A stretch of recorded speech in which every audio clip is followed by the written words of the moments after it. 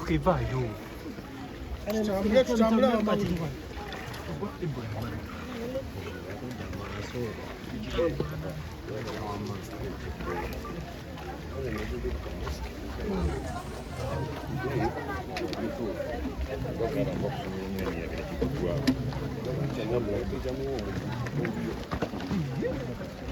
Dia buka bubus.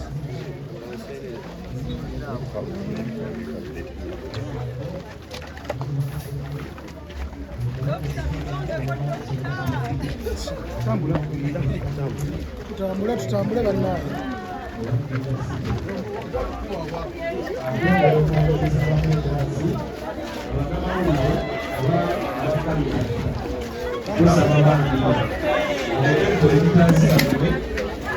Bakolerawo twaniriza twongera okwaniriza abakungubazi abatuuka bannamawulire nsaba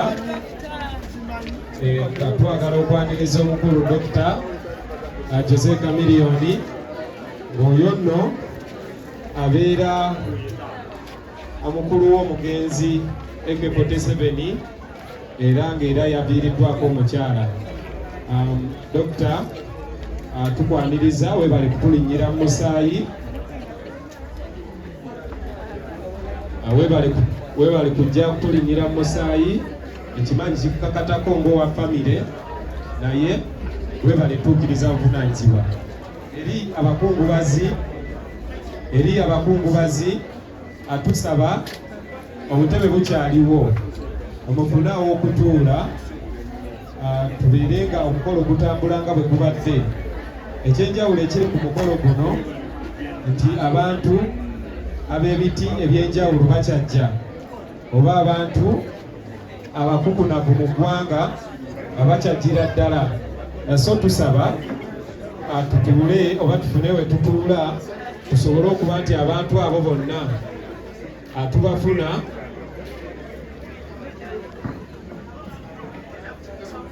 bifaananyi mu nnyumba nga bwe babadde babagambye. Bannamawulire bakoma ku madaala awo obweyambukira okuyingira mu nnyumba. Famire esaba bannamawulire okusigala nga mukuumye ekirayiro kye mwakoze n'abafamire okuva buli omu ng'ali mu premises ze. Famire esaba bannamawulire obutakuba bifaananyi mu nnyumba nga bwe mwakikoze okuva edda. Mu mbeera y'emu tukyayaniriza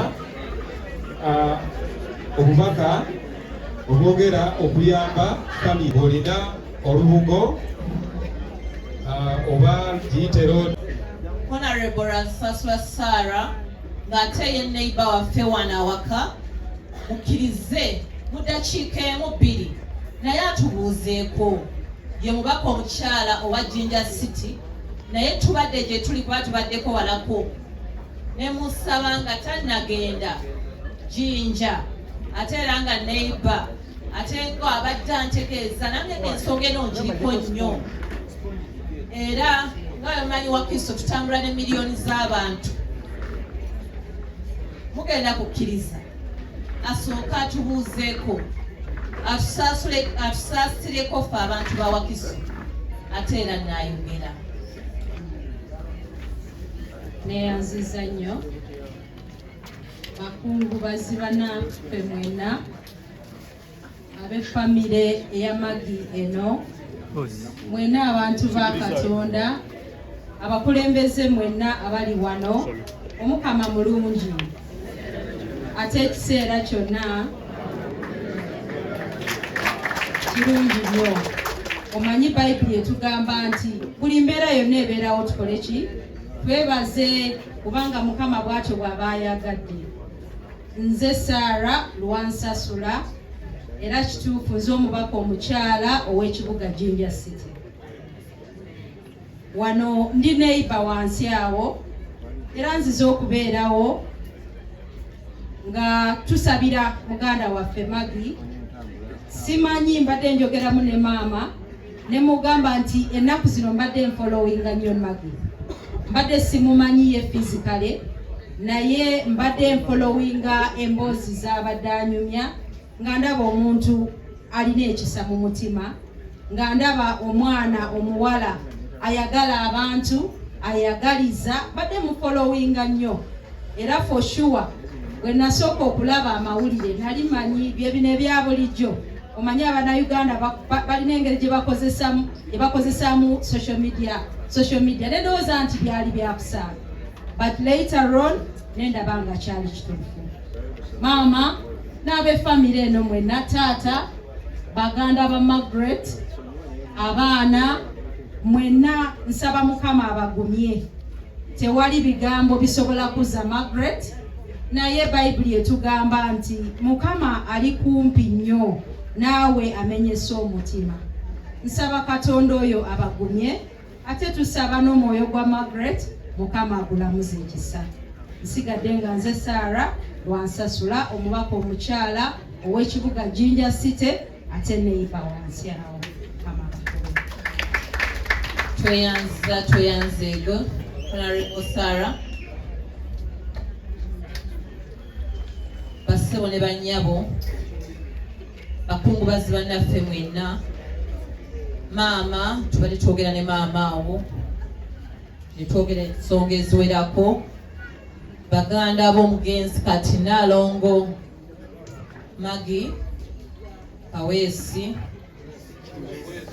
Kiweesi, abafamire ya Muzeeyi Mayanja, ba neighbors kuba bwe nasobola bamalayo, naye ba neighbors ab'omu kitundu kino, abooluganda, ab'emikwano, ate mu ngeri enjawulo ffe bannawakiso kitalo nnyo. Mukkirize nga mami wa district eno mbe nga nyaniriza buli ssekinoomu gye wavudde. Baganda b'omugenzi bavudde walako naye bazze babeerewo nga tusiibula munnaffe, na buli omu mwazze rambi naye ffe abamu abakkiriza mu Katonda. Tugamba mu Zabbuli 23 nti newankubadde nga ntambulira mu kisiikize ky'ekiwonvu eky'olumbe siritya kabi konna. Nsabye Katonda nga ntandika mbe nga buli ssekinoomu yenna nkunyweza era nkukwase Katonda, totya kabi konna, Mukama y'aba akunyweza. Ebigambo byaffe tebigenda kuba bingi. Senga maama wa district eno era olunaku lubadde luwanvu naye nabagambye ate nga sinagenda ku mbeera efaananako bweti mu district ya Wakiso, nina okusooka okubuleka nga mmwe abantu ba Wakiso mbagambye tugume. Mutulabye embeera gye tubaddemu era amawulire ga mpumage gafuna, naye ate nga tuli wakati mu kusiibula abaana baffe abangi aba King David.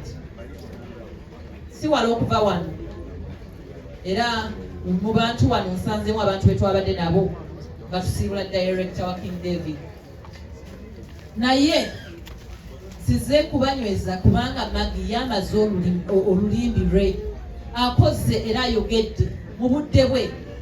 Mbasaba ffe abakyasigaddewo ffe omulimu gwaffe okwongera okuyalabanga ddala tugenda mu maaso n'olulimbi Katonda lwe yatukwasa. Naye mu kiseera bwe kiti buli omu weekube mu kifuba, kubanga eno rile akati omwaka kwata n'atuuka ate ne kakuddira nga naawe genze osembera. Basaba buli kaseera twerowozeeko nnyo engeri gye tubanga tutunulamu n'engeri gye tubanga tuyisaamu kye bayita omuntu n'engeri gye twetunulako ng'abantu n'embeera endala ezifaana bwezityo. Twerowozeeko nnyo ti enkya nze nzize mu ddiiro abantu bagenda kunzijukira batya, bagenda kundowoozaako ki, banaandaba batya. Naye mbasabe obwe bayita obuntu okubanga ofaayo ku bunno mu mbeera yonna gye tubanga, tuleme kubanga tutereka tuleme kubwerabira. Basaba mubenga kusabira kubanga ffe nga abakulembeze buli mbeera yonna eggwawo katonda yayise magi ku budde bwe nga bw'alabye naye tukyalina omulimu ng'eggwanga era tube tuba tugamba gavumenti obwaffe okwongera okukiwabula okulaba nga ddala buli ddwaliro lina fasiliti ey'amaanyi nga oba musujja bwenkana obulwadde bwenkana ki kye bayita okutaasa omuntu kiba kikulu nnyo ebyo tugenda kwongera tube nga tubitwalayo mu paliyamenti ya uganda okulabira ddala nga kye bayita sekita ya health ekyetaagisa kyonna kibe nga kiteekebwamu tulabe nti ne weba health center fo ne wekiba nga ddwaliro lyaffe lyawano lya Ntebe ne webawa nga mu health center omuntu ka distance teketaaga kubanga avuga kiwanvu nnyo paka Mmengo oba paka wa naye nga mu byonna tulina ddala